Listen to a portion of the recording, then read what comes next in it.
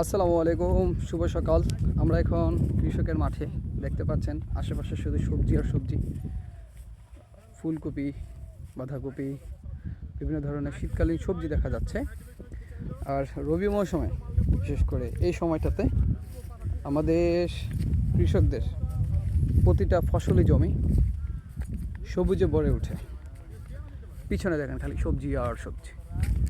তো কৃষকের কথা শোনানোর জন্য বা তাদের কথা রেকর্ডে রাখার জন্য বিভিন্ন ধরনের কৃষি প্রতিবেদন আমরা প্রচার করার চেষ্টা করি কৃষি বিচিত্রা ফেসবুক পেজ, ইউটিউব চ্যানেলে। তো সকলেই আমাদের সাথেই থাকবেন, যে কোনো ধরনের পরামর্শ দিবেন।